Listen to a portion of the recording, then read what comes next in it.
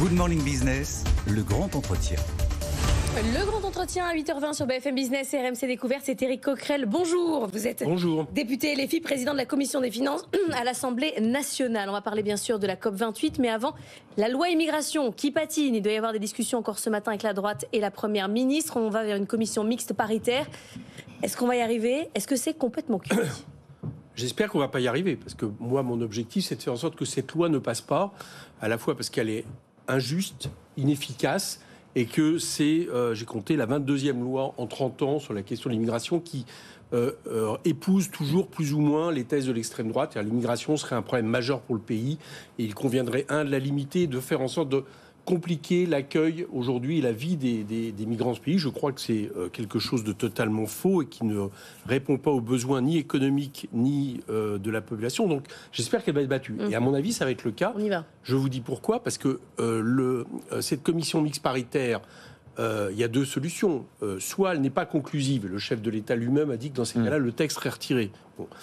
Soit elle est conclusive, mais si elle est conclusive, je ne vois pas la droite sénatoriale faire des cadeaux aujourd'hui au camp du président de la République. Donc ça veut dire que le texte reviendrait à l'Assemblée nationale dans sa version très droitière du Sénat. Et là, je pense qu'elle n'aura pas de majorité à l'Assemblée nationale. Donc dans ces cas-là, il y aura un échec de cette loi et j'en serais ravi. Mais vous souhaitez qu'il n'y ait pas de loi, parce que vous considérez que cette loi n'est pas bonne. Simplement, nous, on a beaucoup de chefs d'entreprise sur ce plateau, on organise des débats. Il y a quand même une disposition de cette loi qui leur convient et qu'ils réclament, c'est le fait de pouvoir régulariser des gens qui travaillent sans papier. Alors officiellement, il y en a quelques milliers. Officieusement, ils nous disent tous qu'il y en a des dizaines, voire des centaines de milliers. Ils disent on ne veut pas être hypocrite. On veut que ces gens puissent être régularisés. Et ça, c'est dans la loi, même dans sa version la plus droitière. Alors déjà, premièrement, ils ont raison. Bon, disons-le très clairement.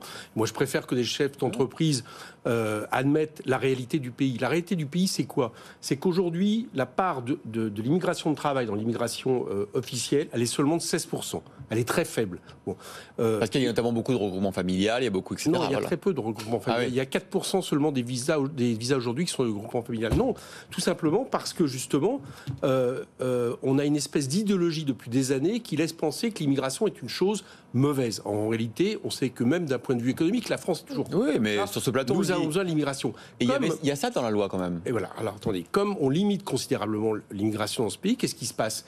Eh bien, il y a du coup des dizaines de milliers, voire certainement des centaines de milliers de personnes qui travaillent de manière illégale. Donc c'est ça qu'il faut régler. Mais ce qui est proposé dans cette loi, l'article qui est proposé, n'est que, en réalité, la circulaire Valls a légèrement modifié. À l'initiative du salarié, ce qui est quand même nouveau. Et légèrement modifié. Ouais, or, on sait que la circulaire Valls, dans les conditions qui sont mises, en réalité, c'est la croix et la bannière. C'est mieux que rien. C'est-à-dire qu'on redonne la main aux salariés. C'est mieux que rien, admettons. Mais à côté de ça, on a de l'autre côté tout un pan de cette loi qui durcit l'accueil, qui durcit la vie des migrants ici, qui criminalise le fait que si ils sont venus de manière irrégulière, ils ont vocation à repartir avec un coût pour le pays qu'on sait faramineux. Ça coûte très cher de forcer des gens à repartir, etc. etc. C'est-à-dire qu'on a des durcissements de l'accueil des migrants. Donc on a un aspect sécuritaire, on a un aspect discriminatoire, et c'est pas un des éléments de cette loi qui, encore une fois, est très homéopathique par rapport aux besoins qui va régler la question. Donc nous sommes, par exemple, pour dire que dès lors qu'il y a preuve de travail, on régularise les gens de ce pays. Donc c'est la régulation des travailleuses et des travailleurs sans papier. C'est pas ce que fait cette loi.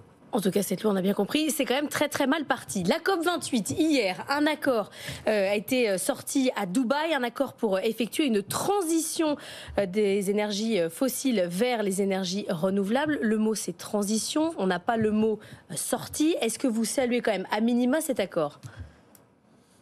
Bon, chacun conviendra que c'est pas à la hauteur de la situation. Voilà, on vient de vivre l'année la plus chaude. Historiquement, avec toutes les conséquences, je ne veux pas ici les énumérer, mais nous le connaissons, absolument catastrophique. Et on n'a pas voté la sortie de ces énergies fossiles, tout simplement parce qu'il y a eu un blocage de plusieurs pays, et on est vers quelque chose qui est qui est de l'ordre du vœu pieux. Alors j'espère que ça ne sera pas complètement un vœu pieux, mais vous ne trouvez pas que ça avance quand même un peu? Comment? Vous ne trouvez pas que ça avance quand même un peu? Moi, ce que j'observe... quand même des experts, François Gémen nous dit c'est un accord historique, on avance, la Norvège dit on avance. On avance, mais je vous fais remarquer que depuis l'accord de Paris, on nous dit qu'on avance, et que même en France, on ne respecte pas l'accord de Paris, parce que justement, il n'y a pas de contrainte. Dans ce texte, par exemple, il n'y a aucune contrainte précise, concrète, dans les années à venir, sur la réduction de l'empreinte carbone. Rien. Que ce soit sur le pétrole, le charbon, etc., dont on sait qu'il continue à augmenter en termes de production, alors même qu'il devrait réduire de manière drastique. Rien que pour les accords de Paris, il faut réduire, par exemple, de 43% d'émissions, rien que le pétrole d'ici 2030. On voit qu'on n'est pas là. Donc, je peux, moi, je suis de façon, je pense effectivement ce genre de cérémonie, ce genre de réunion internationale, c'est mieux que rien. D'accord, c'est mieux que rien. Ça indique une tendance, mais malheureusement, c'est pas ça qui va résoudre la question. Mais soyons très concrets.